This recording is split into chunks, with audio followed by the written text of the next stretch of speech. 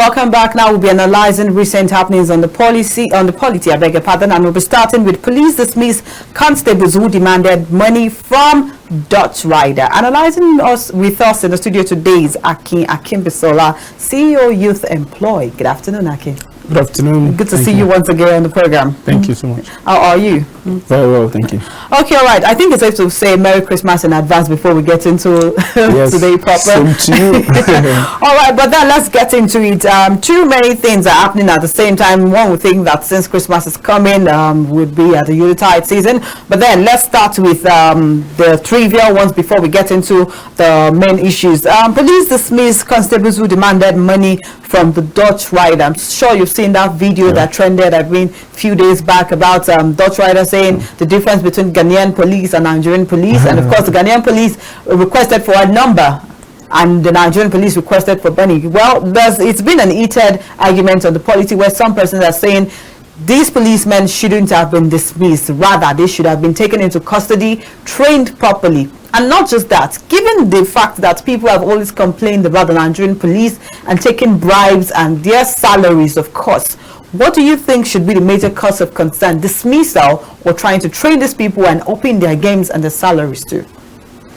Okay, so I saw the video and you know, something trended earlier in the week where some persons, just like you said, they showed a video of when a Ghanaian rider, policeman was asking a lady for a number. The number, yeah.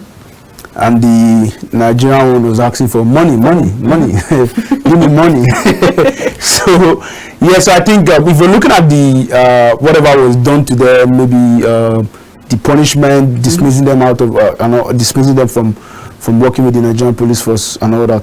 I think for every organization that set rules and regulations, and the Nigerian police force has their own rules and regulations. They have code of conduct. They have their way and manner that they do things, right? And I want to believe that whatever is done was done based on the books. You know, based on the book. There should be some for every offense.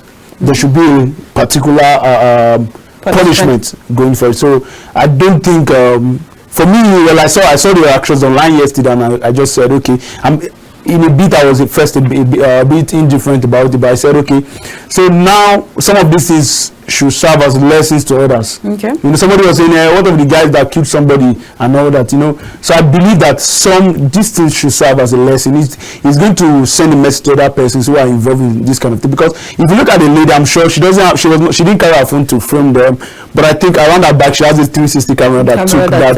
Yes. Yeah. So it's putting us in a bad light. It's putting us in a bad image. If you want to go by saying what of the guys that are taking this, well, we need to start doing the right thing, and it's never too late to do the right thing. So anytime we decide as a nation that we want to do the right thing, regardless of position, regardless of your level in the society, whether government agency, whether a civil servant, public servant, entrepreneur, anybody, we can all do the right thing. And we should also know that regardless of whatever we are doing, there's a punishment, there's a consequence to every of our actions. So I think if some of this thing is being done and these guys are out of job, other persons will be also it's send a message to them to know that, okay guys, we need to, you know, and talking about welfareism, I think is something that the Nigerian government should look into, you know. But I still believe that even when some of these guys are still well taken care of, sometimes some of these things are just very deep rooted that they need to be yes, so they need to be addressed. But I think for me, I think whatever is the punishment is, I'm sure they went by the book. So yeah. Okay, well, enough about that. Let's get into today's topic proper, and I'll start with the transport subsidy. Of course, the federal government came out a few days ago to say there will be transport subsidy, and that goes for some buses and fare for people traveling by road, and not just that, that's 0%. For people to travel by train, they would get to pay nothing, little or nothing, for, of course, to travel by train. And then there's been lots of back and forth between some Nigerians are saying, oh, it was a good one. Some other parts are saying it is not good enough. Even though we know that you cannot satisfy people at the end of the day. But do you think this is actually one step closer for the government? That's one. Two, talking about the people that would benefit from all of this. Some persons have said they would rather the federal government actually slash full price instead of coming across to say, oh, we are giving 50% for bus fares. And then I've not even seen anybody that actually enjoyed or has been beneficial or benefited from this said 50% transport subsidy. Okay, so for me, I think just like you said, we cannot satisfy everybody. And the first subsidy was removed in May, right? And it's not been easy for people. Transport costs, everything skyrocketed and all that. And I think that the government has said that they are going to begin to put in effect to cushion putting measures to cushion the effect of the subsidy removal and all that. So I think this is one of many things that are going to do. Let's believe that. And if you're talking about people who have benefited from this, I don't know much about the transport system, but I know there are some specific transport companies that are involved. I think God is Good, Chisco, and some other transport companies, transport companies like that. But for the train station, just this morning I was at the Kuba train station to pick somebody, and I also saw like people came in their numbers. Times that number, I travel to Kaduna a lot to do business and all that, and I use the train. It's very good, and sometimes I just wish that for every state in Nigeria, the train system can be extended, because it's very comfortable, better than driving for me, sincerely. So you are comfortable in your seat, you have a place to charge your phone. Sometimes I get this workstation kind of space. I can even work on my laptop. Imagine I'm driving, I can't do that. So I can work on my laptop between Abuja to Kaduna and all that. So it's a bit more comfortable for me. So today now I saw people come with their numbers and they didn't pay nothing to travel down to Abuja. So it's working, right? And I just believe that I want to also encourage the Nigerian Railway Corporation, right? They should ensure that this thing is being enforced, so that people don't start doing racketeering, and people who need these things, some people are holding it to sell to them at a less cheaper price than the normal fare and all that, because they now make it look as if they're doing a favor. Government has already paid for this thing, so let people who are eligible, who needs it, let them enjoy it. Because one of the questions I also asked this person that I picked today, I said, okay, what was like? Said the security measure was very tight. That was in Kaduna. Before you enter, there were about 3 stops or so, checking policemen on ground and all that. So even if you buy the ticket in somebody else's name, you cannot travel with. You cannot travel with another person's so. But why would you even want to travel with another person's name to start with? So it's just so people do it, but there's a lot of security measure around that to prevent people from doing, okay, I bought, I'm not giving my sister to go. No, it won't happen, because it's a place where it's being scanned. It shows your face and all that. It shows your name. It has a barcode and that. So I think it's a good way, and I want to encourage, and I want to appeal to the government, right? They should ensure that some of these things will work across board. Imagine you can have this thing working in every state of the federation. It's going to solve a lot of problems. Okay. All right. Thank you very much for that. And now let's move to the next one, which is, of course, we cannot talk about the ripple effect of fuel subsidy. That is why the government has actually cut down all of this. But before then, we had a Emefiele issue. That's early this year. That's before the election. And of course, it's claimed that part of why we had the Naira redesign was because they were trying to curb vote buying. And of course, we know lots of people lost their lives. But then let's take us back in time to 1984 when former President Buhari was the head of state. Then something similar to this happened where there was Naira redesign, and of course some persons termed it then as Naira coloring. But then did history repeat itself? That's one question. Secondly, now there's cash crunch again. But then let's bear in mind that Emefiele is not the CBN governor this time around. So what exactly is the problem? Now there's been lots of blaming. CBN has blamed CBN and lawmakers. They've blamed banks. Meanwhile, banks are blaming POS agents and all of that. But then if you go to the bank, you would not be able to withdraw more than a certain amount of money. Or is it that people are just panic withdrawing or panic ordering or any of this together? I'd like to get your own opinion on this. Okay, so I think Nigerians are the problem of Nigeria. Okay. So I want to believe that some of these things that are happening, some of the people who are involved in getting money across the banks, the POS agent and all that, there's a lot of auditing going on. That's what I believe. Personally, that's my opinion. I believe there is a lot of audit, in as much as we might not get the volume of cash that we need to be in circulation at this particular time. We're in the festive season, a lot of people need bulk cash for a lot of things and all that. So this is the time where there should be more circulation of more cash on ground so that people can be able to get access to it. So, but because of people want to give to people who want to go and spray in parties, because they know they're going to make money from that. So it's just the problem. So if we can be able to see ourselves as brothers and sisters, and we do the right thing, not when somebody does not have access to something and somebody have what they don't even need. So it's just, for me, I feel it's greed. It's a greedy thing to do. So we can in a way support in our own way, play our own role as citizens of this country and do the right thing. So you don't have to, like, I had a guest in my office yesterday, and while I was working out of the office, she needed to get cash. She was going to the market, just this Christmas shopping, and she needed 50,000 now. Well, I said I didn't have much cash that I could have given her. So we wanted to do the POS because there was no bank working. I think for 50,000 now, she ended up paying 2,500 or something. So they said they collect 500 naira per 10,000 or something like that. So she now said, okay, she was going to pay 2,000 before the lady grudgingly accepted to give her the cash. So so look at that. So that means it's more like you are buying the cash for that means you are buying 50k for. So it's not even a matter of dollar again now. It's a naira now. So buying naira with naira. Yes. So, and if you ask the POS guy, they will tell you that okay, when they want to get to the bank, they have to tip somebody to do this. So it's crazy. We have our own problems. But do you think there's a collaboration between the bank operators, or let me say the bankers and the POS operators? Yes, I think so. You think so? Yes. And what would that? I'm trying to figure out where this would actually lead or end, or is there something beneficial that we do not know? Yes, so I think some of these the POS guys, there's a way they tip some of the bank guys to get the cash out, so when me and you go, they know that we are not going to drop shishi just like Peter Obi said then. So they will not answer out. So they have a way where they know how to reserve this cash for these guys because they know they are going to make money from it. And the funny thing is that some of these guys in the banks and all that, or some of these big guys, let me put it this way, they are the ones powering some of these POS ports and all that you see. Some of them is their business, their businesses. So they need to make their business keep running at the detriment of you and I. So that's it. Okay, then we've gotten over the cash crunch, but then we are still in the cash coloring or cash redesigning, anybody wants to call it. But then let's talk about Emefiele, and then we would relate it to the cash naira redesign. One of the papers today, that's the Nation, said Emefiele, ex-minister, 14 others indicted in CBN probe. And I'd like to make a list of things that they are actually probing them for. The investigators' report shows massive plunder of Apex Bank.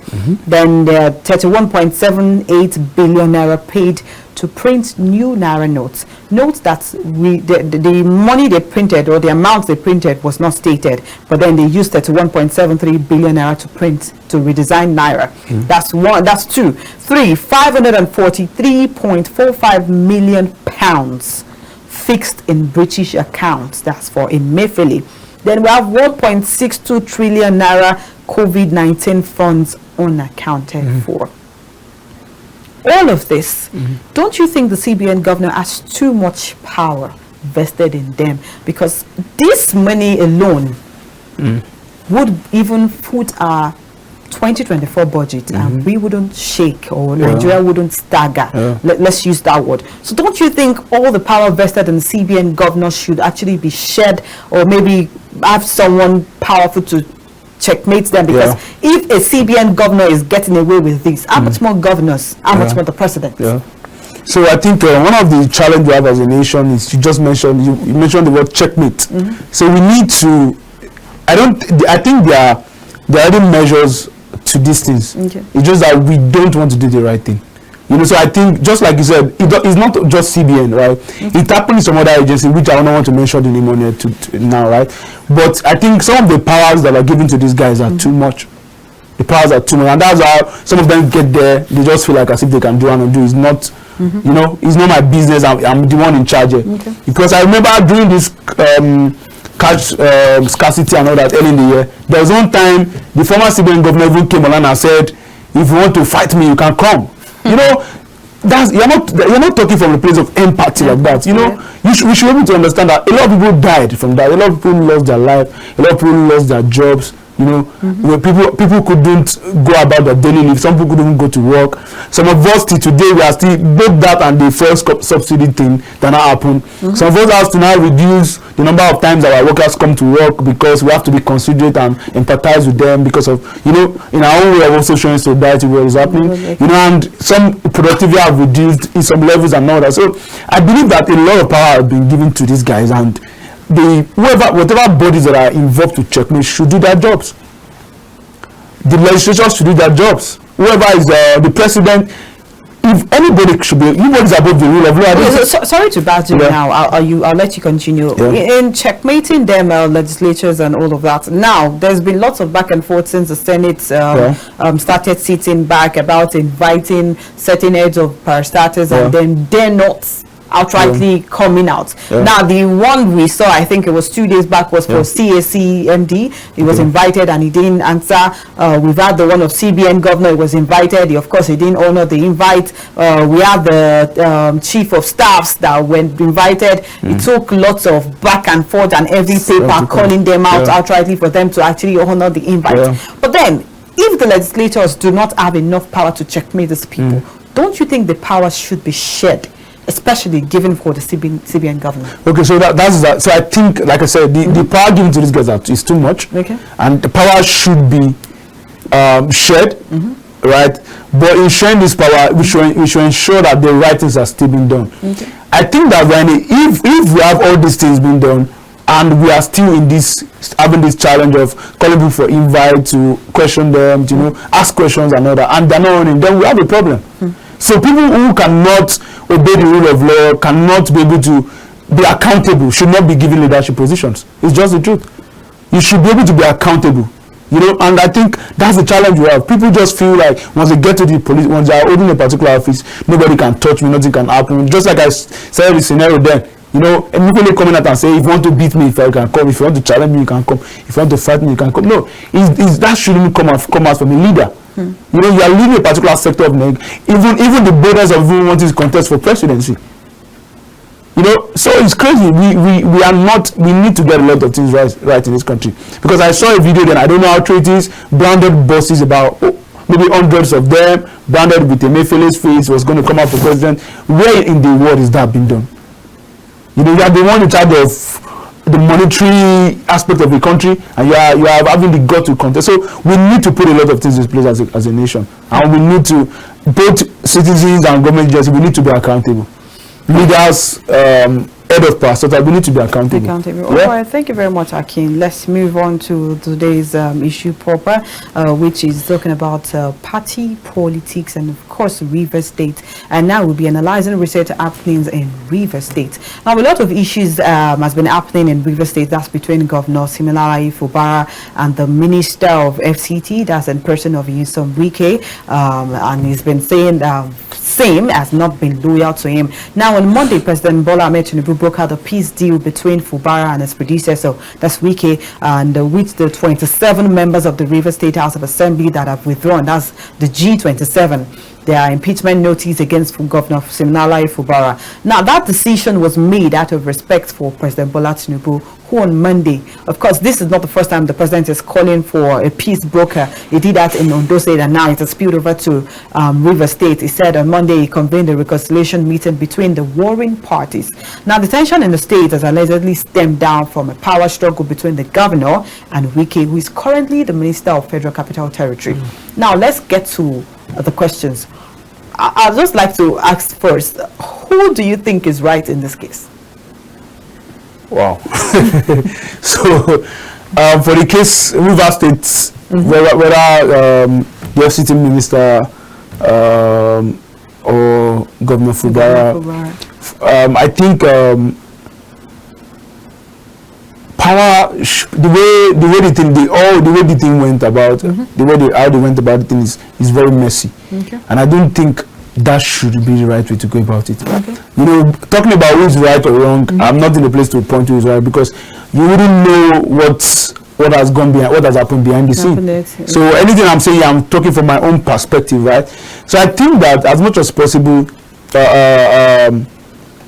Governor Fubara and the FCC minister, they have some. It's understandable that they have a relationship before now.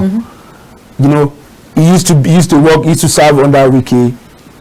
Wike was the one that single-handedly, you know, supported him to become the governor of Rivers State. You know, even then, people were complaining that he forced him on them and all that. So I believe there should be some, just like I learned with the minister of he said, agreement is agreement. So you didn't know what the agreement was. Agreement was. Yeah. So it is not a time to now say who's wrong or right or whatsoever. But I believe that the executive arm of government has their own roles and responsibilities. They have their duties, they have their responsibility.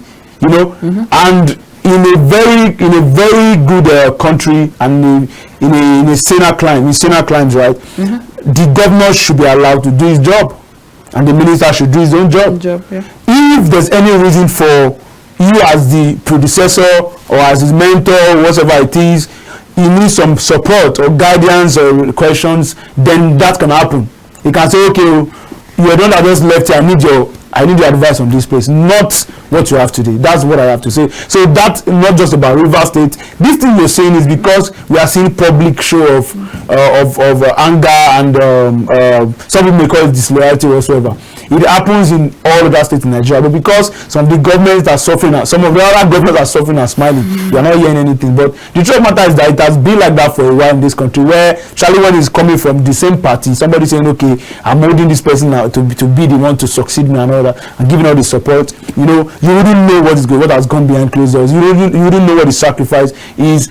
And don't forget, you didn't know what the agreement that person has agreed. Because I was going to get to the agreement part. So speaking about agreement, we do not know the agreement. But then you are not the first person outrightly saying that Governor Wike, I beg your pardon, former Governor Wike and the FCT minister forced Fubara on the Rivers State people. And then, there's something absurd that people have been saying. Even one of our callers on the press this morning said something about rigging election, how Wike rigged the election for Fubara, and him doing all of this now is disloyalty. Are we actually welcoming rigging election? Are we actually welcoming absurd things when it comes to electioneering processes? Because of course we see out the issues of people having trust deficit for even the electioneering process to start with, but then now coming out to outrightly say that, we know Wike rigged it for him, we know he forced him or not. So is it that the vote of the people doesn't count in Rivers State? Okay, so the vote of people actually counts, but we're in a country where things don't go the way we want it to go, and it's just, if we don't tell ourselves the truth, we won't get anywhere. You know, we have to analyze things. Nigeria is a country where we're in a country where not just Rivers State is a national problem, and it doesn't only happen in this country. But let's talk about ourselves, right? You know, we have a challenge where we have people influencing things. We saw what they said happened in Kogi State. You know, we saw what happened in some other, even during the presidential election. We saw what happened. And if you're talking about rigging or whatsoever, I'm always on the standpoint that if you're talking about rigging, you don't say social party are the ones that like rigging and this party are not rigging. The reason why you're not saying this party rigged is because you didn't win. So I believe that this thing is systemic, and every of these political parties, they have their own way of doing these things. You understand? So we need to now begin to look beyond some of these things and begin to do the right thing, making sure that the people's voice are heard, the people's choice are being elected, not just wanting to, just like you said, a color code. You cannot want to get the right result and you are going the wrong way to get it. It's not possible. So you can't get the right result doing things the wrong way. So if we are now celebrating rigging of an election and you are saying you should believe somebody because the election was rigged, also the person who was rigged into the way should not now be behaving like a saint, whether it was rigged or not. You know, you can't get there and you want to now fault the system that brought him to power. The best thing I've done is to resign as a governor. Yes, resign and let, if really you know you don't like how, you knew how it happened, you know how you brought him to power, there was an agreement on ground, because it's clear that there was an agreement. And the agreement was not going the way it wanted. Maybe it's 30-70 or 40-60 or 10-80 or 10-90, whatever is it. You know, there was an agreement on ground, and the things are not going the way you want it. So you cannot be forming saint now because you knew what you're getting into. So if you want to really behave like the hero that you want to claim to be, then the best is to resign and let Rivers, maybe they should conduct a new election or whatsoever it is. So you need to understand that these things are, well, for me, I don't believe in godfatherism. Okay. Yeah, but I believe that when people need people to mentor them, to guide them, Yeah. you know, and well, we call it godfatherism, but you need somebody to hold your hand. You need somebody to be able to say, okay, don't worry, you can do this, I will sponsor this. It's always okay. But the intention is what's the problem. What's the intent of this person saying, oh, I go? But most times we know the intention. Just that we are focused more on where we are going. And when you not get there, you now want to say, no, I'm not doing it again. No, it's not. It doesn't work like that. Okay, speaking about godfatherism and having someone to lead you, even in the Nigerian, let's say in Nigerian society, even when you learn a trade, at some point you graduate, even from schools and all of that. So shouldn't there be at some point where you graduate from the school of politics or school of godfatherism, and then you get to the point where you say, okay, I'm free now, I should be able to do whatever I like with the state. But then you said something again that we do not know exactly. We do not know exactly. So let's can I say something? You can. So if you get into the university, right? If you are studying law, you know it's 5 years. Yeah. If you are studying medicine, you know it's 7 years. If you are studying art all those other humanity and all that, it's 4 years, all right? So now you don't know what the agreement was. You understand? And sometimes when it's okay for you to even when you have an admission letter, you are sure this is when I'm going to graduate.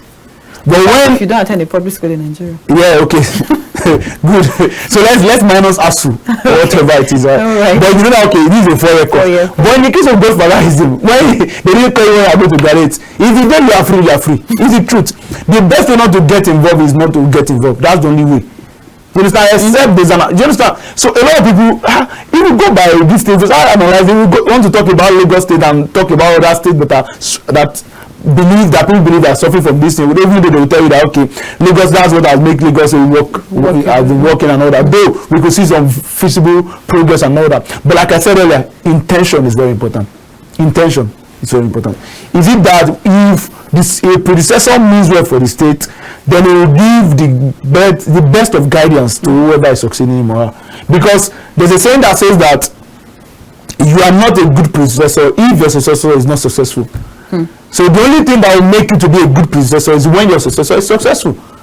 But then in this case, Governor Wike of Rivers State, I beg your pardon, I don't know why I keep calling him Former Governor Wike of Rivers State is not bothered about whether it's successful or not. It looks like, we don't know what the agreement was. But then I'd like to take us back to, I think, a few months ago. I don't know if it was this year or last year, where, of course, Tim Fubara was the Accountant General of Rivers State. And then he was picked up for some money issues and lots of back and forth. And, of course, the rumor had it that he was in care of Governor Wike. So is this a way to pay him back, or what exactly do you think is going on? Agreement is agreement. That's been the song. So I don't know what about the agreement was, right? But I'm still on the standpoint that, you know, we're in a society where loyalty is difficult to find loyalty. I'm not saying it in a bad way, so don't misquote me. But what I'm trying to say is this: regardless of whatever it is, you don't fault a system that brought you into limelight or power. You see, at the detriment of people's interest, because some persons have actually outrightly said most of this back and forth, if you check it well, it's all for self-interest in the end, and which we know that these people are government officials, they're supposed to serve the people. But then in this case, if we check, even this agreement is an agreement, we know that it's probably not going to be beneficial the state. Yes. So now, what if I'm going to ask a question to what was Governor Fubara? What was in I didn't even know what was in his mind when all these things were happening. You agree with me that there are other people who are eligible to have become the flag bearer for the People's Democratic Party in Rivers State. So he was chosen, and there was a reason for him being chosen.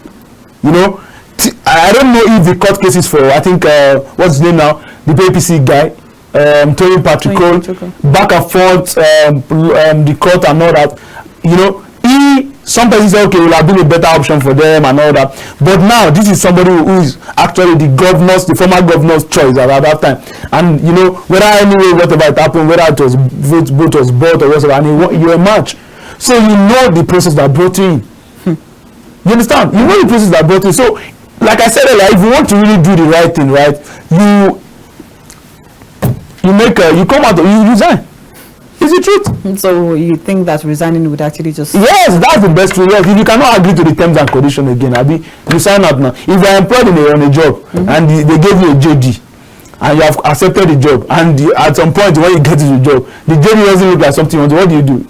You resign. No, so but then I'd like to ask one final question on this case before we move to the next topic. It looks like Governor of Rivers State is not allowed to make decisions on his own, because I mean it's extreme for a governor to outrightly go out and say, oh, the moment you defected from this party to another party, you cease to be a member of the House of Assembly. That's 1. 2, equally even he went as far as submitting the budget to I think a 3-man panel, and it was just absurd and everything. But then still on this issue of godfatherism, do you actually think this is the proper way to go in Nigerian politics today? 100% against godfatherism if in the context of what we're saying. I'm against it 100%. And I said something earlier. Any godfatherism that doesn't have a pure intention is devilish. So I believe in mentorship. I believe people can be mentored.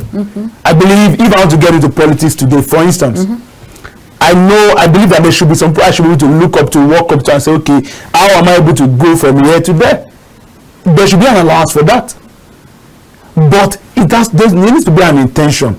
You understand? We need to have people who can really, for some of us that, okay, you really have the good intention, you need to have somebody who can model yourself out. So I don't think it's wrong to have people who you look up to, people who want to guide you, people who say, okay, Akin, you want to contest for president of Nigeria, and you don't have money, I'll pay for your form. You know, it's okay to have people like that.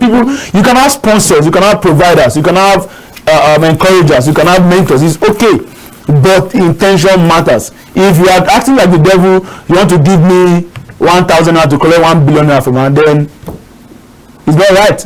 That's the devilish way to go. So in this context we are talking about, I don't think it's the right way to go about it. You know, just like you said, when you mentor somebody to a certain level, you allow the person to go and practice what they've learned. Just like we have in the Igbo traders.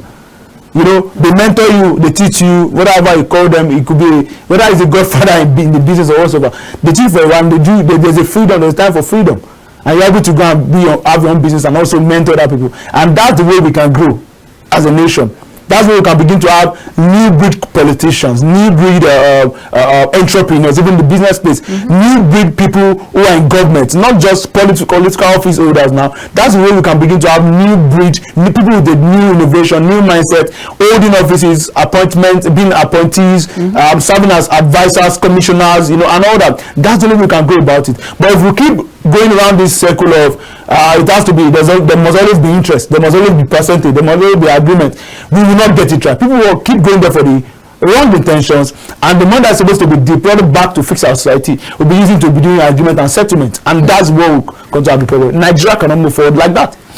Okay, all right. Still on this issue, one final question. From most of the papers this month, they've of course written it in different ways, but then the Punch caught my attention.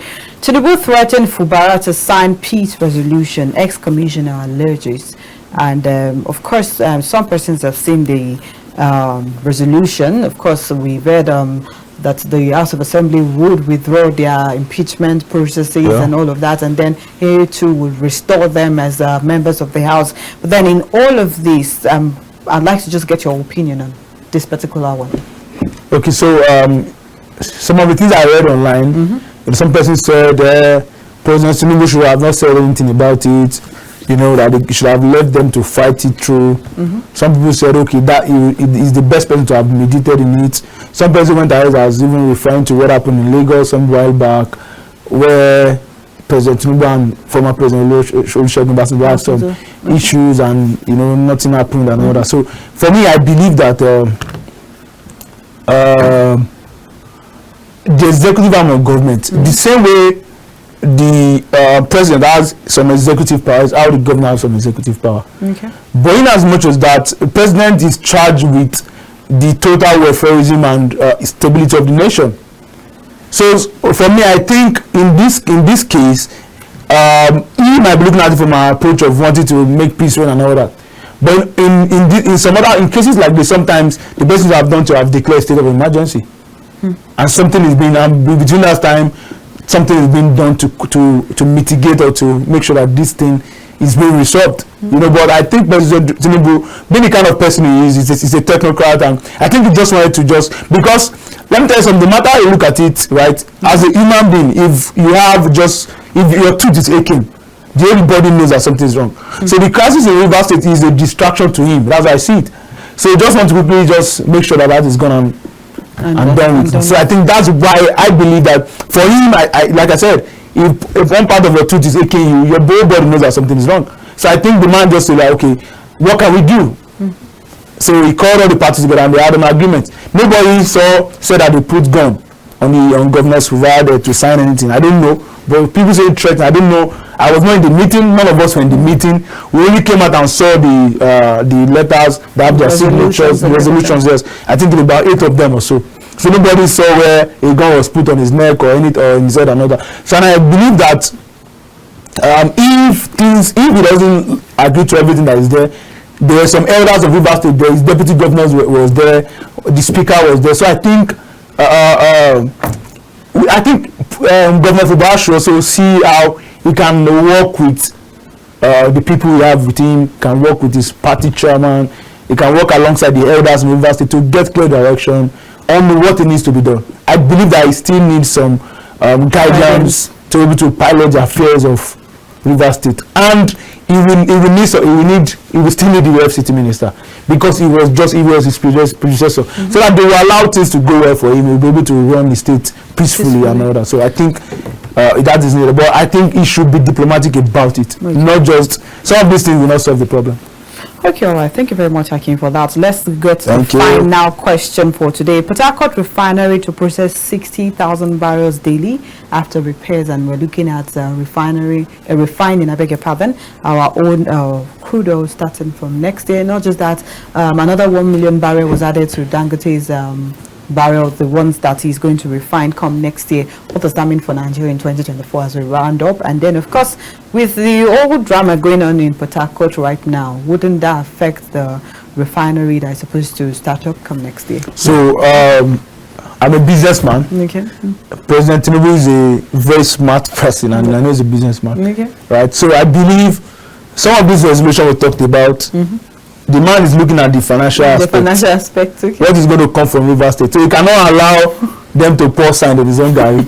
So that's why, like we said it, I said it earlier. So that's why he intentionally broke up peace, so that not just because he's not interested in the peace of Rivers State, like I said, but he's interested. But also Rivers State, there's a lot at stake for us as a nation coming from Rivers State.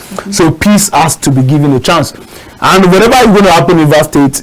For me, talking for general public and every one of us that buy fuel with our money, we are not stealing money. So this should mean that there should be some reduction in the pump price, or there should be more available. We cannot still be queuing to buy fuel when we are buying at an outrageous price compared to what we were buying to before. So I believe that there should be 2024 should mean that we have readily available we can get fuel readily available, and if possible, or I'm even advocating for that, right, there should be some reduction, because some of us might not be feeling it too much, but people are really suffering from this, from May now. Some people have still not adjusted to the reality of that, because some people use fuel, this crude oil to service their businesses. The light is not 24/7.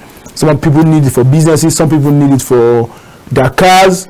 You know, I know some persons have to even park their cars at some point when that thing just started. They're trying to adjust. How can I adjust? Because personally, for me, full tank of my car was less than 20,000 naira. Now it's over 50,000 naira. So some persons, not everybody will be able to adjust to that reality. So I think the government can adjust, as President Tinubu has promised, to do something about making sure that the effect of this is being cushioned.